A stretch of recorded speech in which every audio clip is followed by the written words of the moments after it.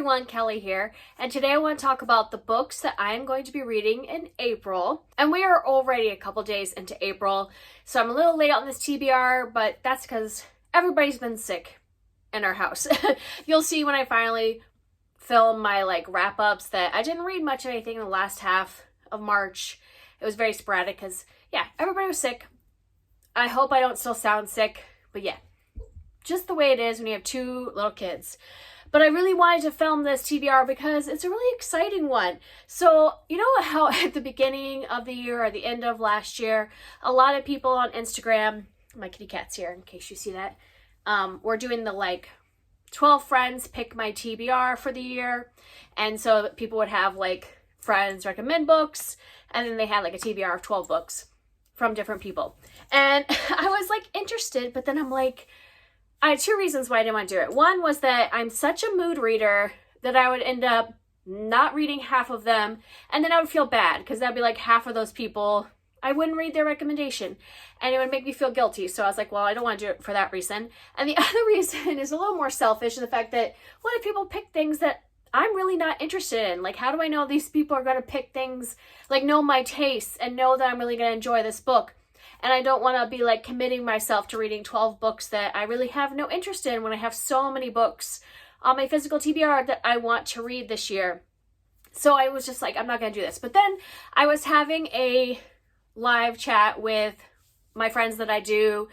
We do some crafting and reading sprints. Usually it's on Cara's channel from Wild Book Garden. It's Cara and Huck from Badger Reads. We were discussing this and they were talking about doing it, having the 12 recommendations, and I was saying my reasons, and I was I wish Cara would just pick all 12 of my books, because when she picks books for me, I always like them. She picked out my birthday TBR last May, where she picked all the books I was going to read the week of my birthday, and I think I gave them all 4 or 5 stars.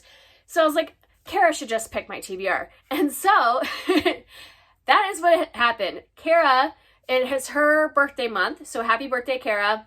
This month in April is her birthday, and so I said she gets to pick my entire April TBR. She just had to pick books off of my physical TBR, so I already own them. I know I already have interest in them since I own them, but a lot of these I bought because of her, probably. I bet that at least half of these are on my physical TBR because of her recommendation. So she got to pick anything from both my physical TBR and my Kindle TBR, and picked 12 books for me to read in April. So she had picked these books a couple months ago, back when we had that live show. But then also last month, she had announced that she was hosting again the Shakespeare-themed readathon, All the World's a Page. She hosts this with Julia from Shakespeare and such, and Olivia Savannah from Olivia's Catastrophe. And I was well, why not see if I can make all of these books that Cara picked out fit into Cara's readathon? So that's what I did. You don't have to read Shakespeare specifically for that readathon. It's just all of the prompts are based off of Shakespeare characters. And so I'm just gonna tell you what she picked for me to read and how it fits into the Shakespeare readathon, All the World's a Page. I'll link their readathon down below in case you want to participate. They're doing it kind of like a pick your challenge, fanfic kind of thing, where you get to pick your protagonist and then your antagonist and kind of create whatever kind of play you want.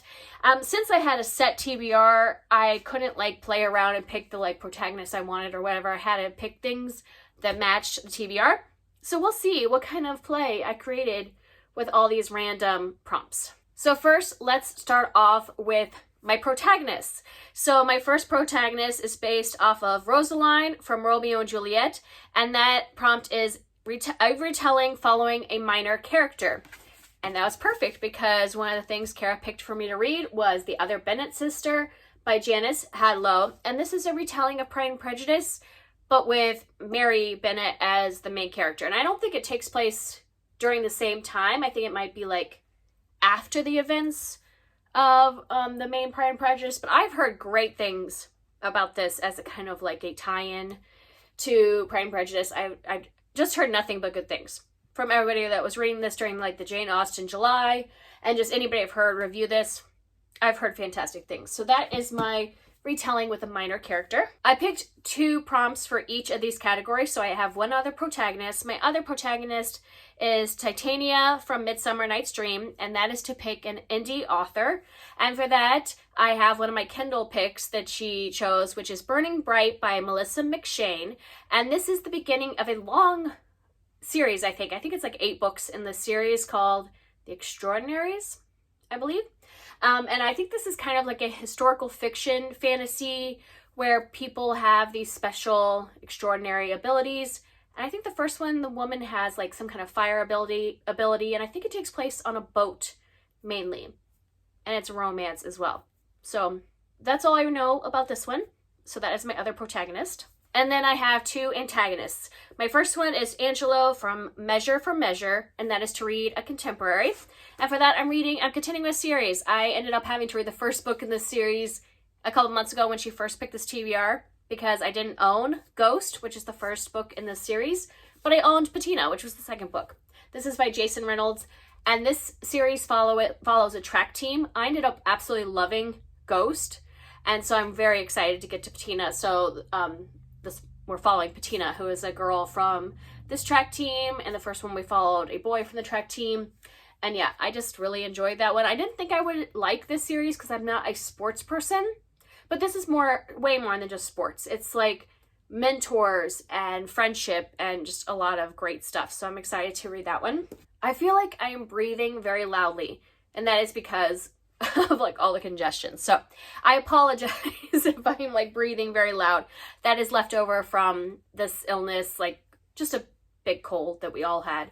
And I feel like that's the main thing, is that like I'm not getting enough air because I've been congested for so many days. So yeah, my other antagonist is Oberon from A Midsummer Night's Dream, and that is to read a book with fae or elves. And so for that, I picked Half a Soul by Olivia Atwater.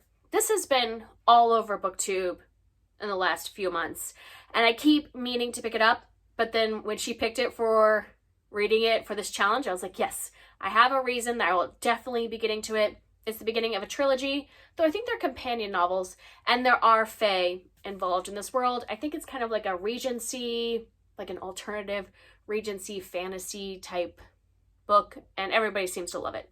And it's like kind of cozy fantasy. Next, I have my 2 supporting characters, and the first one is Hippolyta from A Midsummer Night's Dream, and that one is to read a book based on mythology. And for that she picked Tristan Strong Punches a Hole in the Sky by Kwame Mbalia, and this one involves both like Western African mythology and also like African American folklore.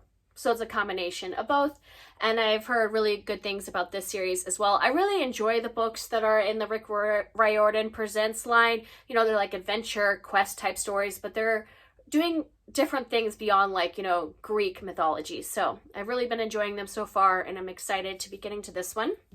And then my other supporting character is Laertes from Hamlet, and that was to read a book with a sibling friendship, and for that is my other Kindle choice, and that's Subversive by Colleen Cowley. I have it here in case I said the author wrong. And this is the beginning of a trilogy. This is also another like alternate history fantasy. So it's taking place in our world, but like during an alternate historical timeline that has magic. And that's all I remember about it, but every time I hear her talk about this series, it sounds like a lot of fun, and like a fast read. So I'm definitely interested in reading this series. The next category is setting, and my first setting is Castle, which is to read a book with neutral tones on the cover, and for that is our buddy read. So Cara and I are going to read together Sword Heart by T. Kingfisher. This is like a standalone, but it's in the same world as the Clockwork Boys duology, and she and I had buddy read Clockwork Boys a year ago. So we thought we would go ahead and continue in this world. Like we had buddy read the first book, we read the second book on our own, and then we're going to come together again to read this one. And then if we enjoy this, maybe we'll continue on to Paladin's Grace, that series, because that also takes place in this same world. So this is our buddy read, neutral tones on the cover. My other setting is Alexandria, which is to read something shiny, like a shiny cover. And that is A Sky Painted Gold by Laura Wood, and this is definitely a super shiny cover, which is part of the reason why I wanted it in the first place. Every time I saw her talk about this book on her channel, I was like, it's such a shiny cover, I want it. And so she picked it for me to read, because I never like gravitate towards it because I actually didn't really know what it's about. I just liked the look of it when I saw it on her channel. So I'm glad she's going to make me read it. It sounds like it takes place in the 1920s, involves siblings, and it kind of seems like it would be a little Great Gatsby-like. I'm not sure, but it kind of has that setting of the 1920s in a big house, and maybe some like parties and glamour and rumors and all kinds of stuff going on. The next category is genre/plot, and my first genre is romance, which is to read a book with 2 points of view. So I am reading a romance and it has 2 points of view, and that's Love from A to Z by S.K. Ali. And so we are following both the male and the female perspective in this, and I've just heard amazing things about this romance from like everybody I've seen review it. So I'm really excited. I sometimes like put off reading contemporary romance, so I really need to just pick it up because I've owned it for a while and I've been interested in it for a while, so I'm glad Cara picked it for me this month.